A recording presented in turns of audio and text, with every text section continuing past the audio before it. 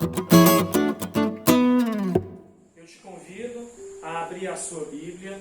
Abra a sua Bíblia, por gentileza, no livro dos Salmos, Salmo de número 95, e ouça o que diz a palavra do Senhor. Vinde, cantemos ao Senhor com júbilo, celebremos o rochedo da nossa salvação. Saiamos ao seu encontro com ações de graças, vitoriemo-lo com salmos, porque o Senhor é Deus supremo e o grande Rei acima de todos os deuses. Nas suas mãos estão as profundezas da terra, e as alturas dos montes lhe pertencem. Dele é o mar, pois ele o fez, obra de suas mãos, os continentes. Vinde, adoremos e prostremo-nos, ajoelhemo-nos diante do Senhor que nos criou. Ele é o nosso Deus, e nós, povo do seu pasto, e ovelhas de sua mão. Hoje, se ouvirdes a sua voz, não endureçais o coração como em Meribá, como no dia de Massá no deserto, quando os vossos pais me tentaram pondo-me à prova, não obstante terem visto as minhas obras. Durante 40 anos estive desgostado com essa geração e disse: é povo de coração transviado, não conhece os meus caminhos. Por isso, jurei na minha ira, não entrarão no meu descanso.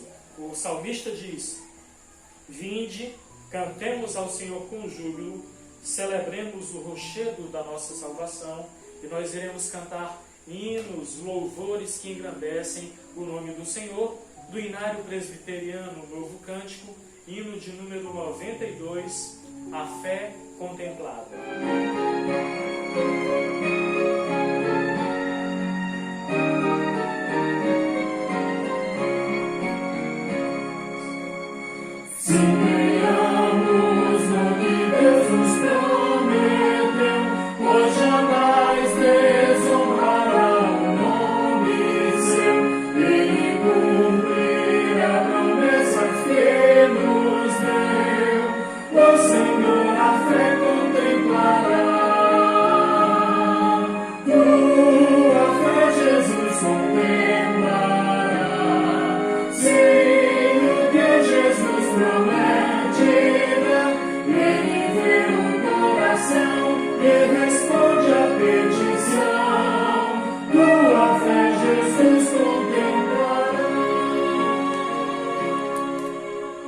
Nós vamos continuar cantando ao Senhor alguns louvores ao nosso Deus. Para que eu possa ver a semente que tem que brotar.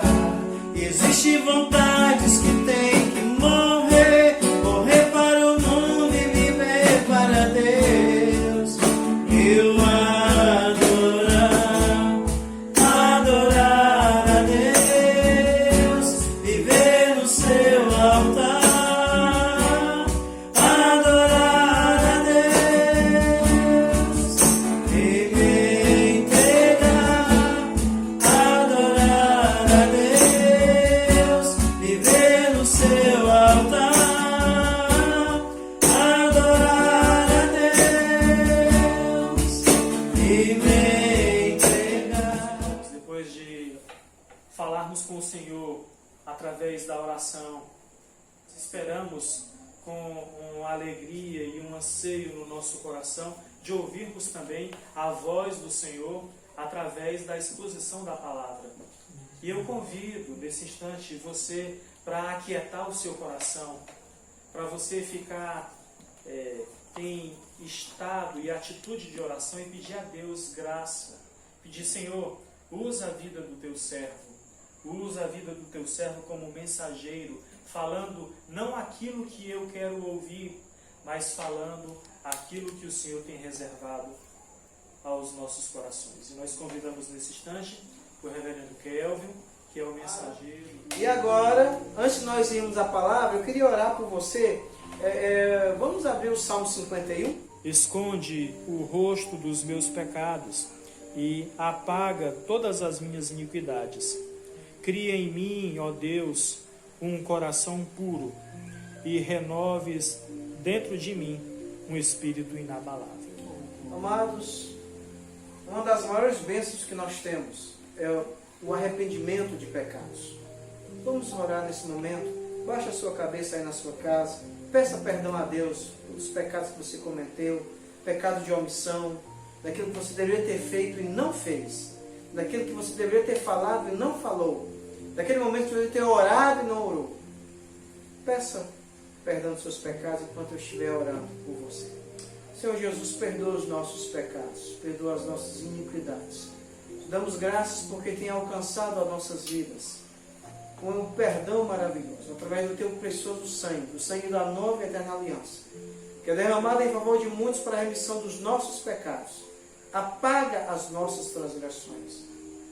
Esconde de nós o teu rosto se estamos em pecado, Senhor, mas lava-nos completamente, se estamos arrependidos, em nome do Senhor Jesus, para que possamos ouvir a tua palavra nesse momento. Abençoa-nos, para que possamos compreender qual foi o teu sacrifício na cruz do Calvário. E nos lava com o teu precioso sangue. Em Cristo nós te oramos. Amém. Vamos abrir nossas Bíblias nessa noite em João 17, dos versos de 1 a 5. João 17, dos versos de 1 a 5. O tema da mensagem é cruz. Morte para uns, vitória para os cristãos em Cristo Jesus.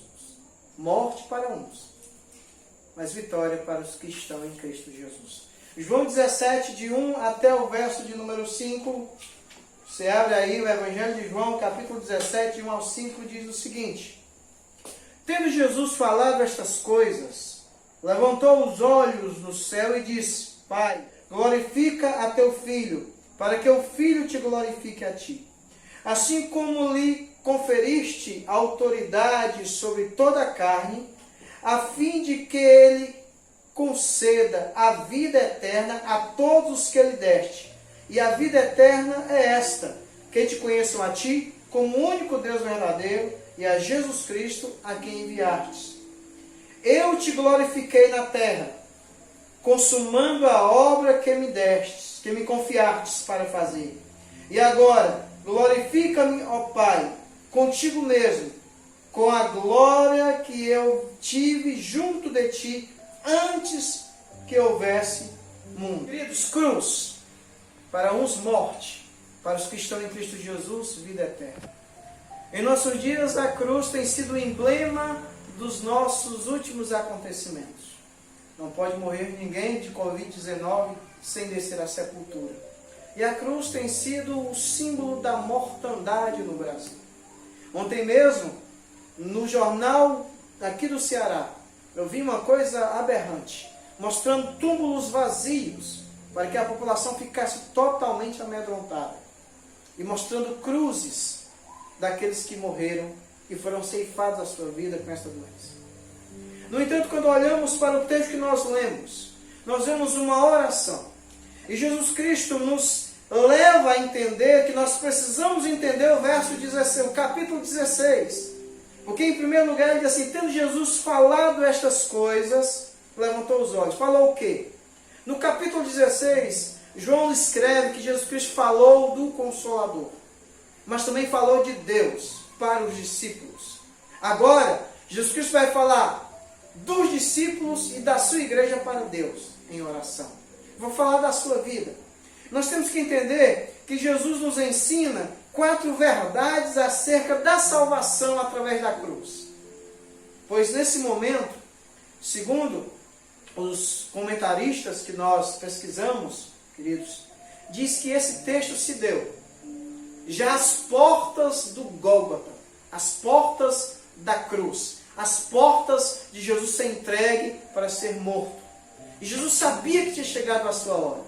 Então, algumas verdades nós temos que entender nesse texto, nesse primeiro grupo de textos, dos versos de 1 a 5. Em primeiro lugar, ele nos mostra, queridos, um instrumento da salvação, que é a cruz. Veja só, verso 1. Tendo Jesus falado estas coisas, levantou os olhos ao céu e disse: Pai, é chegada a hora, glorifica a teu Filho, para que o Filho te glorifique a ti. Jesus entendeu que que a cruz era um caminho para ser percorrido na agenda de Cristo. Era um caminho que já estava escrito antes da fundação do mundo. Era um caminho da qual Jesus não podia se esquivar. A cruz era o final do seu ministério, mas o início da salvação de muitos. A cruz era ali, naquele momento, o marco zero da salvação dos cristãos. Ali na cruz, Jesus Cristo iria encerrar o seu ministério. E quando retornasse, retornaria com o corpo glorificado. Esse momento aqui, esse primeiro ponto que nos mostra o instrumento da salvação que é a cruz, nos ensina alguns pontos. O primeiro deles, a hora, queridos, era chegada. A hora era chegada. Veja só, né? Tendo Jesus falado estas coisas, levantou os olhos ao céu e disse: Pai, é chegada a hora. Primeira coisa que Jesus entendeu, que estava chegando o final do seu ministério. Estava chegando o final, né, da sua caminhada. São 3 anos que Jesus Cristo tinha caminhado com os discípulos. E estava chegando a hora de vencer a morte pela sua própria vida. A segunda coisa que o primeiro ponto nos ensina é que a cruz ilustra, dá um instrumento da glória do Pai. Veja só o verso primeiro. Tendo Jesus falado estas coisas, levantou os olhos ao céu e disse: Pai, é chegada a hora, glorifica a teu Filho. Então a cruz era a glória do Pai. Jesus chega e diz: Pai, glorifica a teu Filho. Há uma glória na cruz. Há uma glória na cruz para Deus o Pai. E essa glória foi pago com a vida de Jesus. A terceira coisa que a gente pode entender aqui é que a cruz é um instrumento da glória do Filho. Olha só o que ele diz. Pai, é chegada a hora. Glorifica teu Filho para que o Filho te glorifique a ti. A cruz do Calvário não era o fim de Cristo, mas era a glória de Cristo. Ele tinha chegado naquele momento. Estava às portas. Nós temos que entender que ali glorificava o Pai, mas glorificaria o Filho. Então Jesus sobe aos céus os seus olhos e faz uma oração. A primeira oração, a primeira frase, ele fala dele para o Pai. Ele diz: a cruz é o marco de chegada do meu ministério. A cruz é o preço que vai ser pago pelos eleitos que o Senhor me deste. A cruz é a porta de entrada para a esperança de uma desesperança da humanidade. A cruz é vida para os cristãos. A cruz é o símbolo do cristianismo. Queridos, que bênção. Em segundo lugar, o verso 2 diz: assim como lhe conferistes autoridade sobre toda a carne, a fim de que ele conceda a vida eterna a todos os homens que lhe destes. Em segundo lugar, temos a essência da salvação.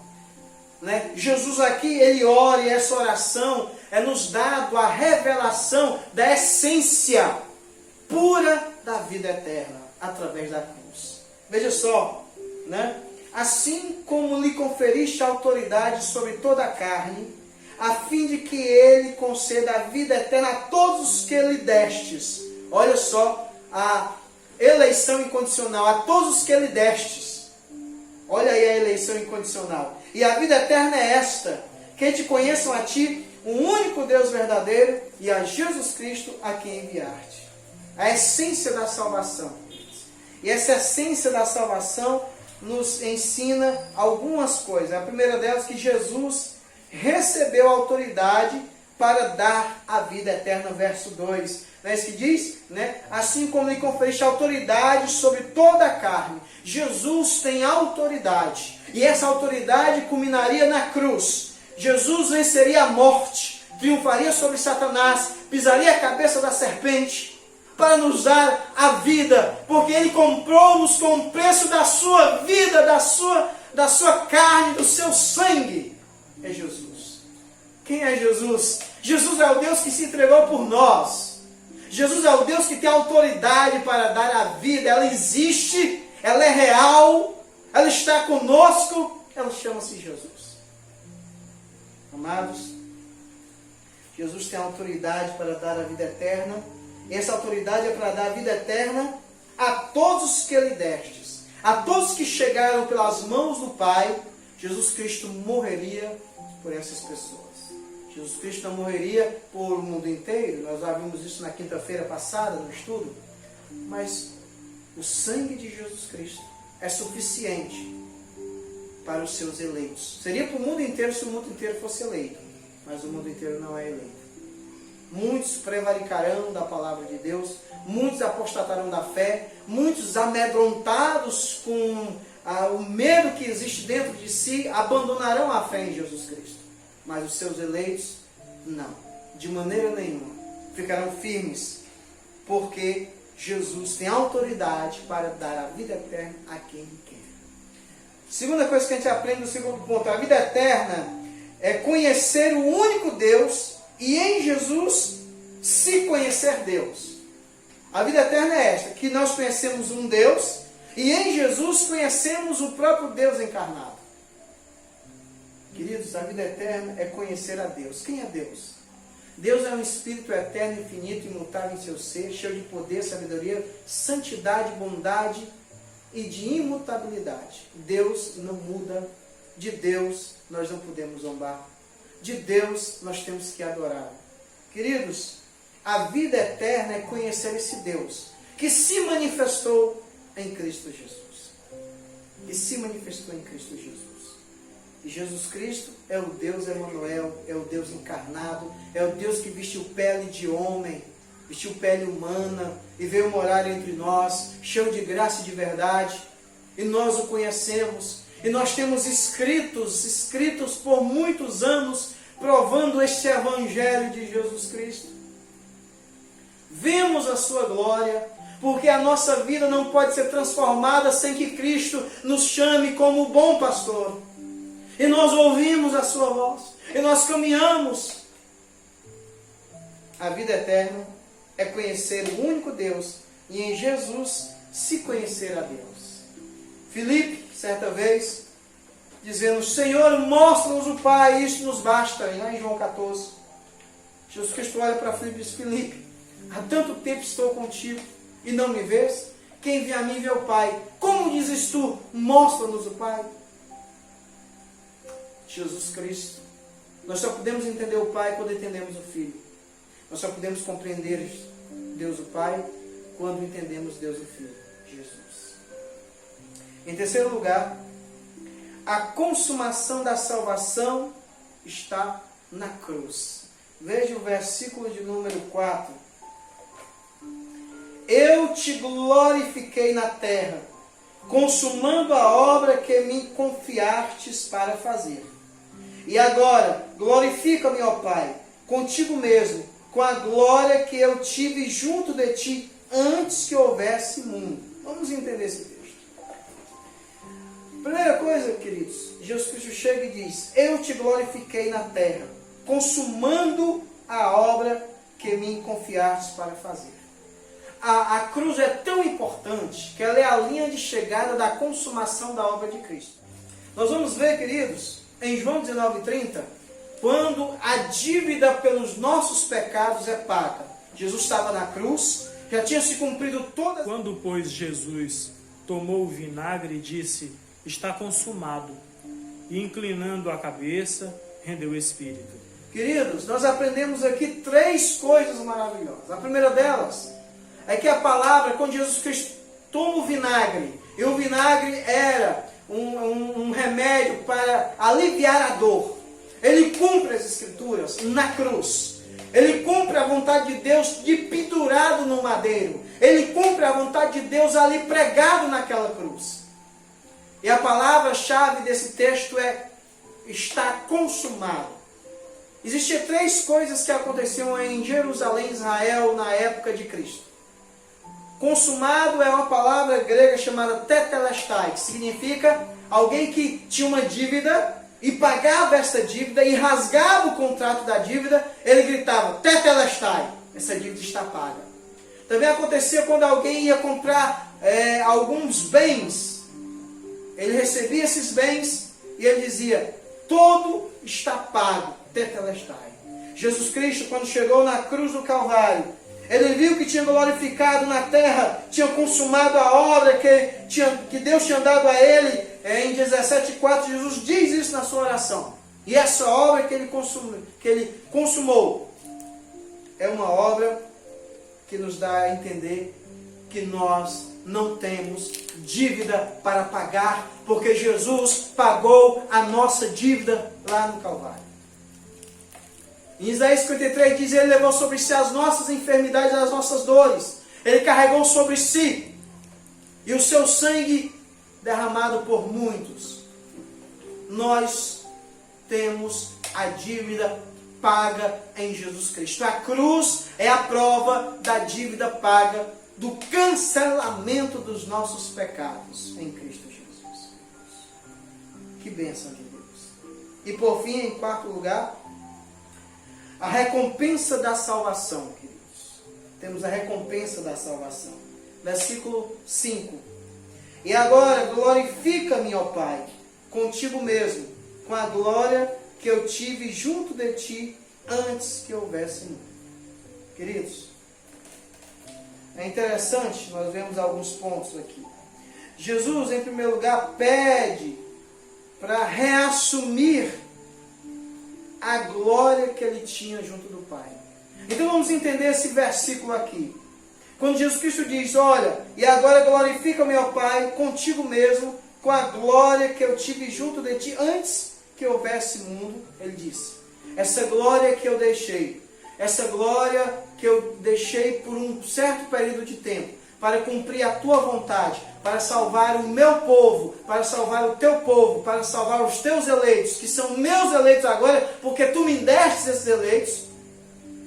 Agora eu te peço, glorifica o teu Filho, para que a glória seja totalmente eterna. Para que eles vejam que o teu Filho tem a mesma glória que o Pai tem. Jesus Cristo chega e diz isso. Querido, Jesus deixou a glória. Muitas pessoas não tinham coragem de deixar os seus bens, a sua família, na obra de Cristo. Mas Cristo deixou a sua glória. O Rei do Universo veio morar na terra árida e seca de Israel. O Rei do Universo, que pisava os seus pés nas miríades das pedras preciosas, que assentava-se no trono da glória, pisava seus pés na areia de um deserto escaldante da Judéia. Sentava, não em trono, mas sentava junto dos pecadores e miseráveis, para dar a vida por estes homens, para dar a vida por mim e por você. Queridos, Jesus Cristo pede para reassumir a sua glória majestosa à direita de Deus Pai Todo-Poderoso. E por fim, Jesus pede que a sua igreja veja a glória em João 17, 24. Abra aí, pastor. João 17, 24. Jesus Cristo pede na sua oração, lá embaixo. É uma oração linda. Seria muitos estudos sobre essa oração. 17, 24. Pode ler. Pai, a minha vontade é que onde eu estou, estejam também comigo os que me deste, para que vejam a minha glória que me conferiste, porque me amaste antes da fundação do mundo. Olha só, Jesus Cristo pede, Pai, que a tua igreja, que esses que são meus e são teus, vejam a glória. O Abel agora abre 1 João 3,2. 1 João 3,2. O Abel vai abrir 1 João 3,2. Amados, agora somos filhos de Deus e ainda não se manifestou o que haveremos de ser. Sabemos que quando ele se manifestar, seremos semelhantes a ele, porque haveremos de vê-lo como ele é. Olha só as promessas da glória de Cristo. Jesus no 5 pede: agora glorifica-me, ó Pai, contigo mesmo, com a glória que eu tive junto de ti antes que houvesse o mundo. Em 17, 24, mostra a minha glória para eles. E onde eu esteja, eles estejam comigo para ver a glória que tu me destes. E em 1 João 3,2, sabemos que ele há de manifestar, e nós vamos receber a sua glória, porque vamos ver, vamos conhecer como Ele realmente é. São promessas que a cruz nos traz. A cruz nos traz a consumação de Cristo. A cruz nos traz a libertação da morte. A morte foi vencida pela cruz. A cruz nos dá a entender que a glória de Deus se manifestou na cruz, porque Jesus Cristo não desceu da cruz. Jesus Cristo suportou a cruz, suportou os cravos, suportou a lança no seu lado. Ele morreu em agonias para que tivéssemos vida e vida em abundância. E por fim, Jesus Cristo nos mostra o seu próprio amor para conosco, de ter Ele amado a nós até a última gota do seu sangue. Diz o texto que quando o guarda rasga o lado de Jesus, não sai sangue, sai água.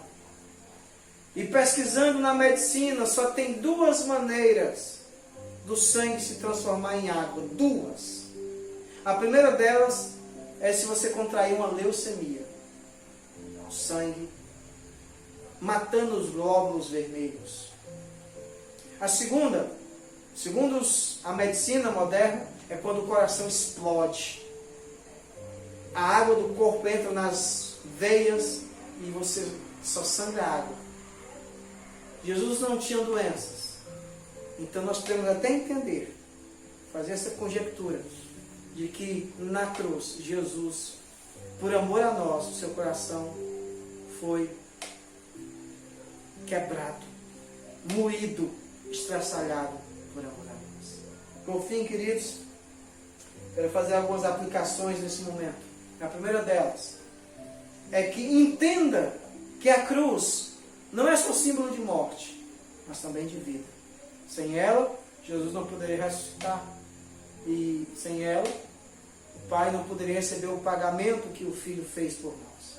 A segunda delas é que o cristianismo é muito maior do que os noticiários que estão acontecendo em nossas vidas.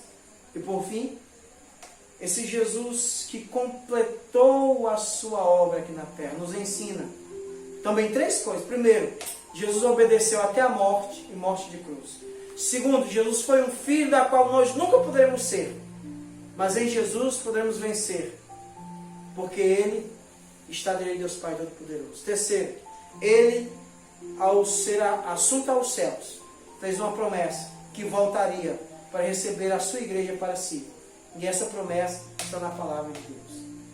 Que Deus abençoe a sua vida, meu irmão e minha irmã em Cristo Jesus. E que vocês tenham uma boa semana.